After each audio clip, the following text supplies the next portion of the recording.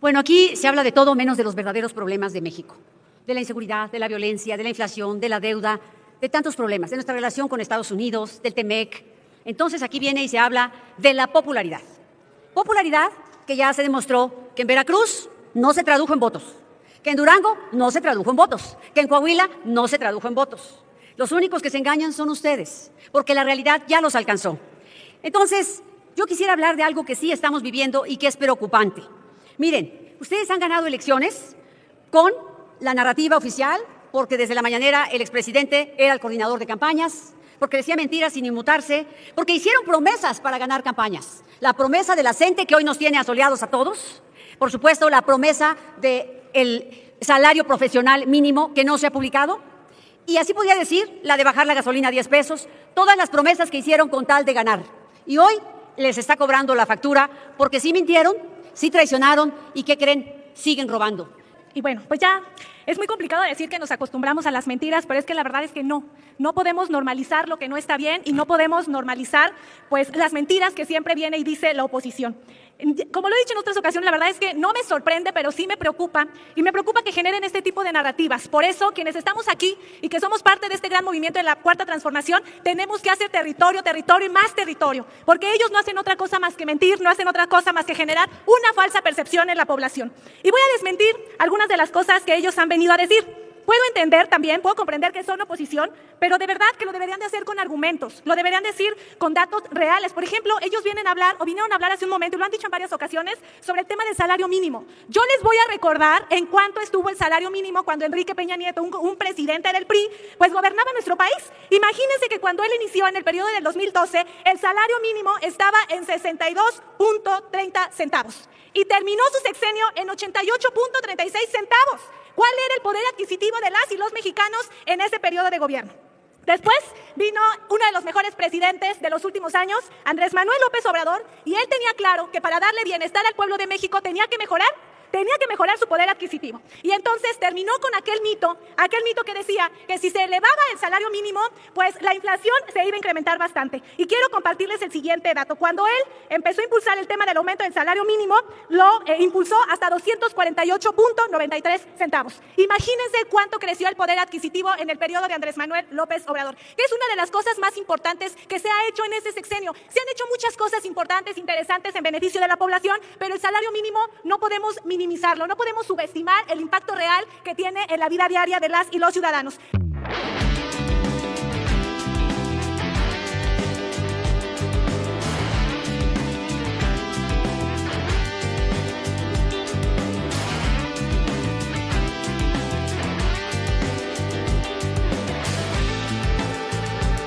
Tiene ahora el uso de la palabra la senadora Carolina Villano Austria, del Grupo Parlamentario del Partido Revolucionario Institucional, hasta por 5 minutos.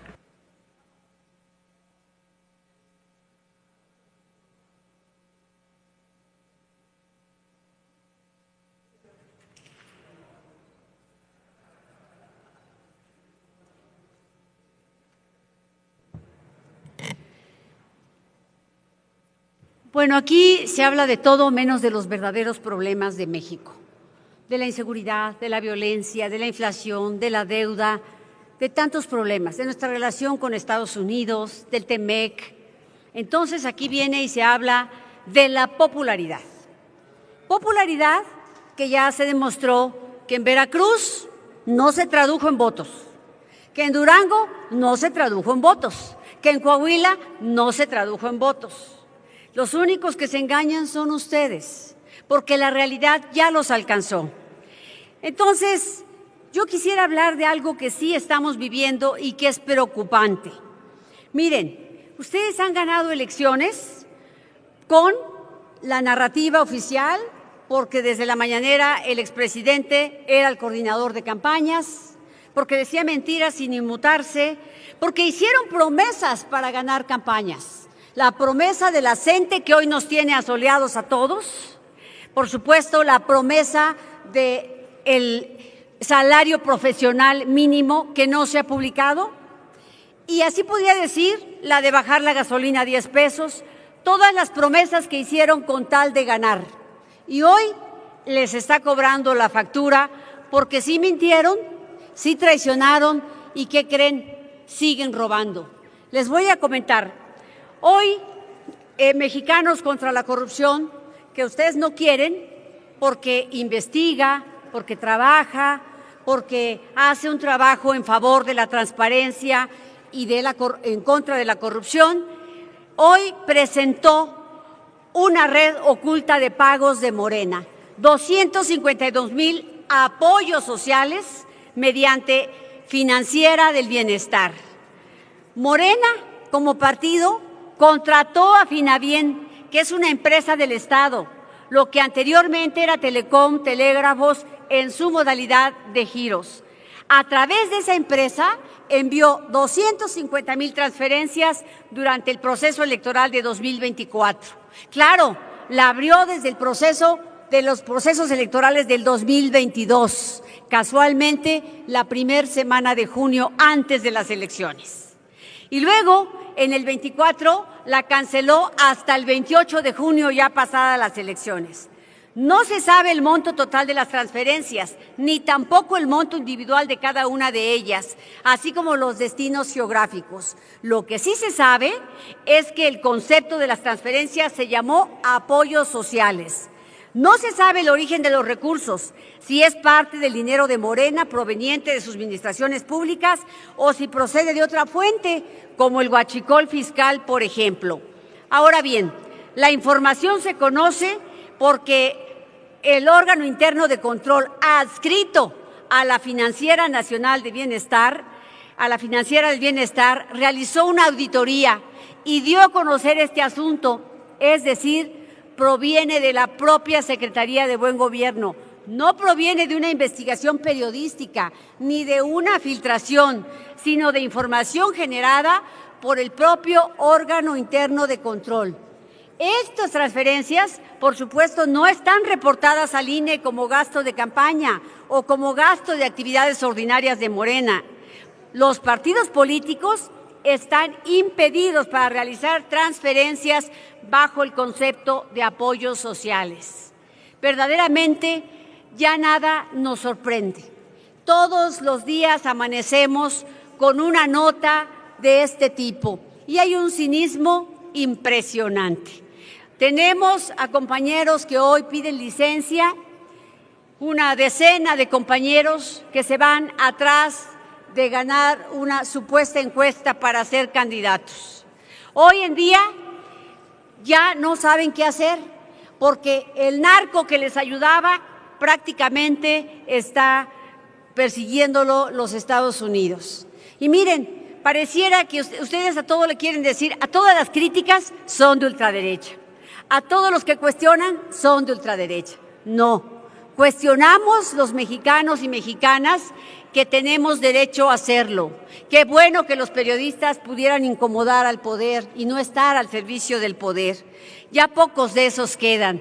Y yo les diría, ¿por qué Insunza no pide licencia? ¿Por qué el senador de los narcos aquí no pide licencia? ¿Dónde está Insunza? ¿Por qué no ha venido a trabajar? ¿Qué justificación tiene? No nos ha explicado. Por eso quiero decirles, compañeros y compañeras del oficialismo, es impresionante cómo traicionaron a sus electores, a los que engañaron que ustedes iban a cuidar y iban a hacer las cosas de manera distinta. Están convirtiéndose en todo lo que criticaron. Mienten, roban y traicionan. Gracias.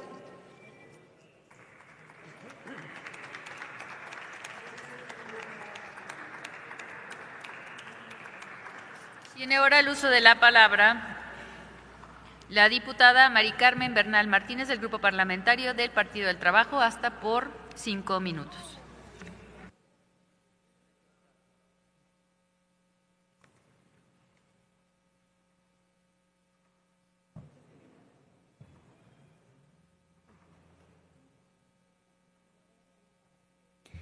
Muchísimas gracias, senadora presidenta. Y bueno, pues ya es muy complicado decir que nos acostumbramos a las mentiras, pero es que la verdad es que no. No podemos normalizar lo que no está bien y no podemos normalizar pues las mentiras que siempre viene y dice la oposición. Como lo he dicho en otras ocasiones, la verdad es que no me sorprende, pero sí me preocupa, y me preocupa que generen este tipo de narrativas. Por eso, quienes estamos aquí y que somos parte de este gran movimiento de la Cuarta Transformación, tenemos que hacer territorio, territorio y más territorio, porque ellos no hacen otra cosa más que mentir, no hacen otra cosa más que generar una falsa percepción en la población. Y voy a desmentir algunas de las cosas que ellos han venido a decir. Puedo entender también, puedo comprender que son oposición, pero de verdad que lo deberían de hacer con argumentos, lo deberían decir con datos reales. Por ejemplo, ellos vinieron a hablar hace un momento, y lo han dicho en varias ocasiones, sobre el tema del salario mínimo. Yo les voy a recordar en cuánto estuvo el salario mínimo cuando Enrique Peña Nieto, un presidente del PRI, pues gobernaba nuestro país. Imagínense que cuando él inició en el periodo del 2012, el salario mínimo estaba en 62.30 centavos y terminó su sexenio en 88.36 centavos. ¿Cuál era el poder adquisitivo de las y los mexicanos en ese periodo de gobierno? Después vino uno de los mejores presidentes de los últimos años, Andrés Manuel López Obrador, y él tenía claro que para darle bienestar al pueblo de México tenía que mejorar su poder adquisitivo. Y entonces terminó con aquel mito que decía que si se elevaba el salario mínimo, pues la inflación se iba a incrementar bastante. Y quiero compartirles el siguiente dato. Cuando él empezó a impulsar el tema del aumento del salario mínimo, lo impulsó hasta 248.93 centavos. Imagínense cuánto creció el poder adquisitivo en el periodo de Andrés Manuel López Obrador, que es una de las cosas más importantes que se ha hecho en ese sexenio. Se han hecho muchas cosas importantes, interesantes en beneficio de la población, pero el salario mínimo no podemos minimizarlo, no podemos subestimar el impacto real que tiene en la vida diaria de las y los ciudadanos. Con nuestra Presidenta de la República, siguiendo con este aumento del salario mínimo, a la fecha está en 315 pesos. Imagínense el crecimiento que ha tenido el salario en estos años y sobre todo, y lo más importante, e insistiré, en el poder adquisitivo de las y los mexicanos. ¿De qué tenemos que estar muy pendientes? De que realmente se cumpla. Pero eso ya es trabajo de la Secretaría de Trabajo y Previsión Social, porque nosotros estamos haciendo lo propio, la Presidenta de la República está haciendo lo propio, pero la Secretaría tiene que revisar que efectivamente quien tenga empresas, quien tenga empleadas, empleados, trabajadoras, trabajadores, realmente cumpla con que se les pague a las y los mexicanos el salario mínimo. Si no, de nada sirve y entonces no tiene un impacto real en el pueblo de México. Esto ha beneficiado a millones de mexicanas y mexicanos. Voy a hablar un poquito también del tema de la prisión preventiva oficiosa, que ha sido muy criticado incluso a nivel internacional, y la oposición no se ha cansado de decir que hemos hecho mal. A ver, la realidad de cada país es completamente distinta. Las recomendaciones que pueda realizar la ONU, la Corte Interamericana de los Derechos Humanos, puede funcionar o no dependiendo de la realidad de la situación de cada estado, de cada país y de cada nación. Tenemos que decir que en México se ha implementado una estrategia de seguridad con diferentes vertientes, y el tema de la prisión preventiva oficiosa es solamente una herramienta, es un instrumento, no es todo. Si queremos combatir los temas de inseguridad, bueno, pues tenemos que apostarle un poco al tema del derecho punitivo, y lo decimos con muchísima responsabilidad. Y sí, efectivamente, se ha reformado el artículo 19 constitucional para aumentar el catálogo de delitos, pero no lo es todo, es parte de la estrategia de seguridad. Por eso, si la oposición tanto dice que quiere que terminemos y que combatamos los temas de inseguridad, bueno, pues acciones como estas ayudan. ¿Es suficiente? No, no son suficientes. Falta muchísimo, pero por lo menos podemos ayudar un poco en que se inhiba la conducta en la comisión de algún delito, delitos de alto impacto, como es el tema de la extorsión, que es uno de los delitos que aumentó en los últimos años y que ha sido parte de esta tan criticada reforma 19 constitucional, en donde se han aumentado el catálogo de delitos en el tema de la prisión preventiva oficiosa. Concluyo. Hemos hecho mucho en temas educativos, hemos hecho mucho en temas de políticas sociales, hemos hecho bastante en temas de vivienda, hemos hecho bastante también en temas de acceso al agua. No nos alcanza el tiempo para poder decirle al pueblo de México cuánto hemos logrado en este gran movimiento de transformación. Y termino con la siguiente gráfica. Lo que nos tiene realmente que interesar, o al menos a una servidora, no es convencer a la oposición, porque ya sabemos por qué están aquí y conocemos cuál es su postura. A mí me interesa que el pueblo de México sepa lo siguiente. Esta es la encuesta en estos tiempos, similar a estos tiempos, hace algunos años, cuando el expresidente Andrés Manuel era presidente de la República. A 20 meses de su gobierno, estos eran sus números. 71% de aceptación. Aquí está, no lo digo yo. Lo dice la historia, lo dicen los medios de comunicación. Esta es la última encuesta de nuestra presidenta de la República. Esto es lo que dice el pueblo, esto dice el corazón de la gente. Es cuanto, senadora presidenta. Muchas gracias. Gracias, diputada. El minuto excedente será restado del sobrante. La bolsa en la segunda ronda.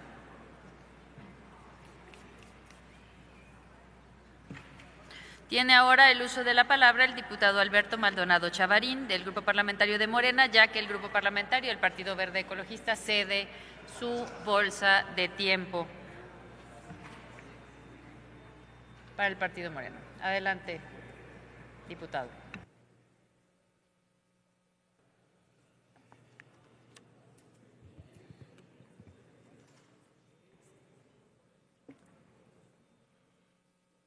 Con su venia, presidenta, senadoras y senadores, compañeras y compañeros diputados, el pasado 11 de junio se inauguró por tercera ocasión en nuestro país el mayor torneo de fútbol mundial en la historia, al ser organizado de manera conjunta entre México, Estados Unidos y Canadá, al incluir por primera vez a 48 selecciones nacionales y un calendario expandido de 104 partidos.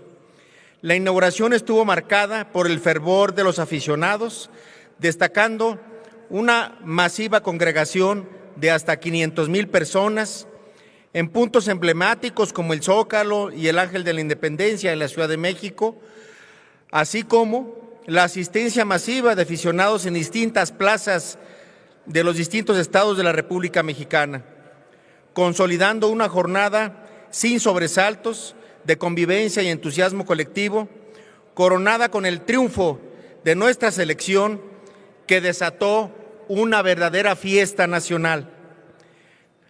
Mientras el evento deportivo acaparaba la atención de millones de espectadores, las autoridades del gobierno federal implementaron de manera exitosa en todo el país un operativo de seguridad y movilidad que permitió el desarrollo ordenado, civilizado y en paz de los festejos deportivos.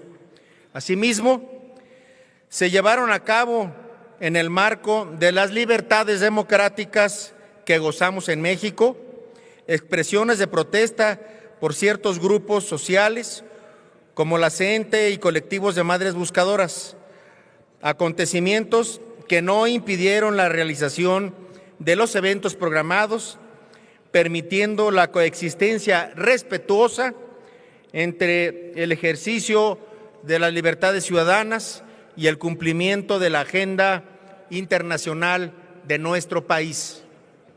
La jornada mostró la capacidad de México para organizar eventos de alcance global bajo un ambiente de orden, participación y respeto a los derechos fundamentales que reflejó la fortaleza institucional y democrática de México ante la atención del mundo. Lejos de ser escenarios incompatibles, la celebración deportiva y las manifestaciones por diversas causas legítimas ciudadanas confirmaron que México es una democracia capaz de conciliar la pluralidad, gobernabilidad, pero también la estabilidad institucional. No obstante, la oposición, como siempre, argumentando falsamente antes, durante y después de la exitosa inauguración del Mundial, que el ambiente de crispación social y las manifestaciones reflejaban el colapso del sistema de justicia y la peor imagen que quisieron dar de nuestro país.